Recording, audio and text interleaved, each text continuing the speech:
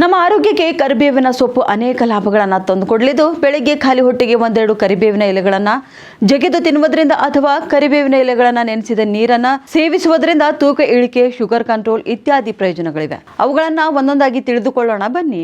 ಮುಂಜಾನೆ ಖಾಲಿ ಹೊಟ್ಟೆಗೆ ಕರಿಬೇವಿನ ಎಲೆಗಳು ಅಥವಾ ಕರಿಬೇವು ನೀರನ್ನು ಸೇವಿಸುವುದು ಜೀರ್ಣಕೋಶಕ್ಕೆ ಅಪಾರ ಲಾಭ ಒದಗಿಸುತ್ತೆ. ವಿಶೇಷವಾಗಿ ಹೊಟ್ಟೆಯಲ್ಲಿ ಗುಡ್ ಬ್ಯಾಕ್ಟೀರಿಯಾ ಅಂದ್ರೆ ಒಳ್ಳೆ ಬ್ಯಾಕ್ಟೀರಿಯಾಗಳ ಪ್ರಮಾಣ ಹೆಚ್ಚುತ್ತದೆ. ಈ ಬ್ಯಾಕ್ಟೀರಿಯಾಗಳು ಆಹಾರವನ್ನು ಬೇಗ ಜೀರ್ಣಿಸಲು ನೆರವಾಗುವುದರಿಂದ ಅಜೀರ್ಣ, ವಾಯು, ಅನಿಲ, ಹೊಟ್ಟೆ ಭಾರವಾಗಿರುವುದರ ಮೊದಲಾದ ಸಮಸ್ಯೆಗಳು ಸಹಜವಾಗಿ ಕಡಿಮೆಯಾಗುತ್ತೆ. ಇನ್ನು ಕರಿಬೇವಿನ ಎಲೆಗಳಲ್ಲಿ ಶಕ್ತಿಯುತ ಆಂಟಿ ಆಕ್ಸಿಡೆಂಟ್ಗಳು ಮತ್ತು ಉತ್ಕರ್ಷಣ ನಿರೋಧಕಗಳು ಸೇರಿಕೊಂಡಿವೆ. ಬೆಳಗ್ಗೆ ಖಾಲಿ ಹೊಟ್ಟೆಯಲ್ಲಿ ಇದನ್ನು ಸೇವನೆ ಮಾಡಿದಾಗ ದೇಹದಲ್ಲಿ ಜಮೆಯಾಗಿರುವಂತಹ ವಿಷಾದ ಪದಾರ್ಥಗಳನ್ನು ಹೊರಹಾಕಲು ಸಹಾಯ ಮಾಡುತ್ತೆ.